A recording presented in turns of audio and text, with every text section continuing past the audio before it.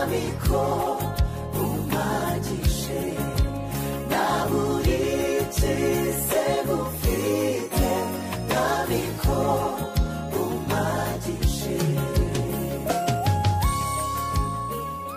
Haleluya, haleluya. Ngiye gushima Imana kubw'uyu mwanya mbonye kugira ngo tuganire nanone ku ijambo ry'Imana, ijambo abana b'Imana bakurikiza muri uru rugendo nk'itegeko Imana yaduhaye cyangwa inyigisho ibyanditswe Imana ishaka ko tugenda dukurikiza muri ubu buzima tugendera muri Kristo Yesu. Navuze ngo mu Baroma igice cya 15 umurongo wa 4, ibyanditswe kera byose byandikiwe kutwigisha kugira ngo kwihangana no guhumurizwa bitangwa nabyo biduheshe ibyiringiro. Amen. Uhaza ibyaremwe ibyo ntunze n'ibyawe nanjye ubwanjye n'uwawe. Hano turabona ibyanditswe kera ari byo tukareba kuki byanditswe, byandikiwe iki.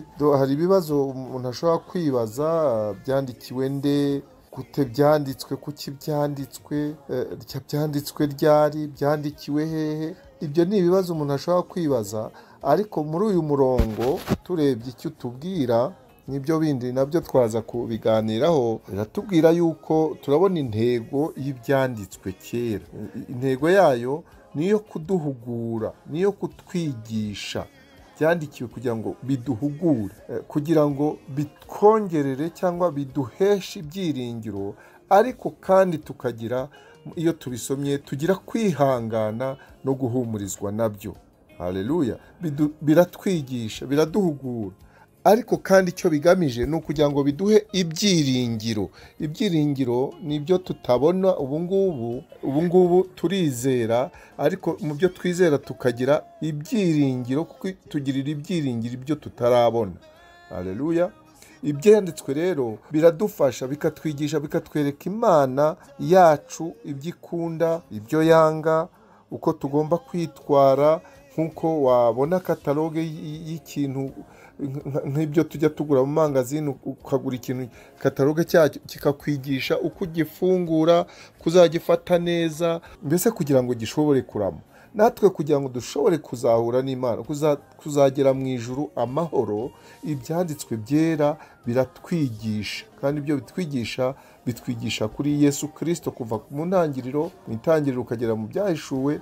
Bitwigisha ibya Yesu Kristo kuko ari we cyitegererezo cyacu. N'uyu murongo wo mu Baroma 15 umurongo wa 4 uvuga ngo Kristo Yesu nk'icyitegererezo cyacu mu kutinezeza. Niho uturuka aho ngaho Yesu atwereka ko tutagomba kubera ibigusha abana abatarakomera mu gakiza.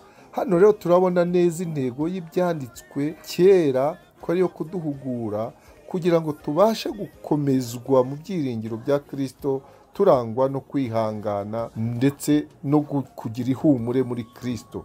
Uko rero turushaho kumenya imirimo y'Imana, uko Imana yahoze kera, ibyo yakoze byose, niko tugenda turushaho kwiringira ko izakora ibikomeye mu myaka yacu iri imbere, mu bihe biri imbere, in the future. Tukamenya iby'Imana izakora, tukamenya ko Imana idahinduka, kuko yari irejo n'uyu munsi niko iri, kandi niko izahora iteka ryose. Haleluya. Hano rero tubona ko gusoma Bibiliya bishimangira ibyiringiro ufite muri Kristo Yesu. Ibyiringiro ufite bigenda bishimangirwa n'ibyo usoma n'ibyanditswe byera. Niyo mpamvu rero tugomba gusoma ibyanditswe byera. Ibi byanditswe byera se ni iki? Ni ibiki? Ibyanditswe byera, iyo dusomye hariya ibyanditswe kera, usanga ari biriya bitabo bitanu bitangira Bibiliya: Itangiriro, Kuva, Abalewi, Kubara no Gutegeka kwa kabiri. Ibyo bitabo uko ari bitanu nibyo bita Tora mu Giheburayo, aricyo bita ibitabo bya Mose cyangwa ibitabo by'amategeko. Niyo rero dusanga ko yo ni iby'abahanuzi, kuko iyo dusomye uko Yesu yavuze mu Matayo 5 umurongo wa 17 n'uwa 18, avuga ko tutagomba gutekereza ko yaje gukuraho amategeko cyangwa ibyahanuwe n'abahanuzi, ngo sinaje kubikuraho ahubwo naje kubisohoza. Ibi rero ibyanditswe byera bitubwira ibya Kristo Yesu, bikatubwira imibereho uko yakuze, mbese n'umurimo yaje kudukorera, ariko bikatubwira iby'Imana, urukundo rw'Imana, urukundo Imana yadukunze, n'ibindi byinshi bishaka ko dusoma kugira ngo bitwigishe, bikore umurimo wabyo nk'ibyanditswe. Iyo rero turebye ngo ninde wabyanditse, nta bantu bari bayobowe n'umwuka wera, kandi tubonye kuki byanditswe, ni ukugira ngo bitwigishe, biduhugure kandi bidukomereze ibyiringiro muri Yesu Kristo.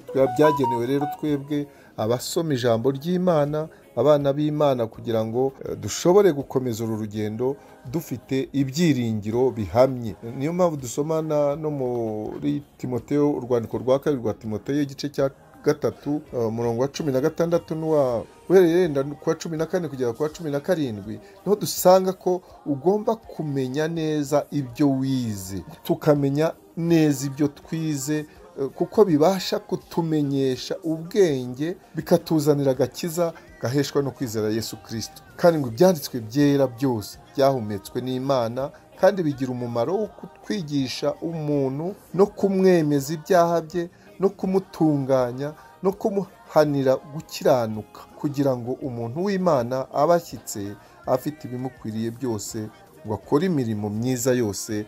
Amen. Ibyanditswe rero biratwigisha, icyo turakibonye, biduha ubwenge kugira ngo dushobore gukora umurimo w'Imana, tuzi icyo Imana ishaka, tuzi ubushake bw'Imana, tudakora ubushake bwacu. Hano rero turabona yuko Imana ifite umugambi kuduha ijambo ryayo, ni uko ari ukugira ngo dushobore gukora iby'Imana ikunda kandi ishaka. Umurongo rero w'ingenzi muri iki gitabo cy'Abaroma, cyanditswe mu mwaka urebye wa 50 nyuma ya Yesu Kristo, kuko ibindi by'isezerano rya kera ryanditswe mbere, ariko rero igitabo cy'Abaroma cyarangije kwandikwa muri 57 nyuma ya Yesu Kristo. Igitabo cya mbere cyanditswe, urwandiko rwa mbere rw'Abatesalonike, rwarangije kwandikwa muri 50 nyuma ya Yesu Kristo.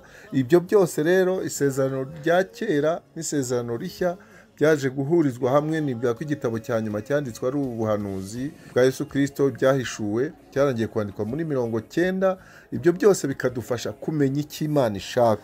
Ngo nuko rero ubwo twatsindishirijwe no kwizera, dufite amahoro ku Mana, ku Mwami wacu Yesu Kristo. Amen. Dukomeze kugira rero kwizera Imana, kugira ibyiringiro bihamye, kandi dukomeze kwihangana no guhumurizwa n'ibyanditswe byera.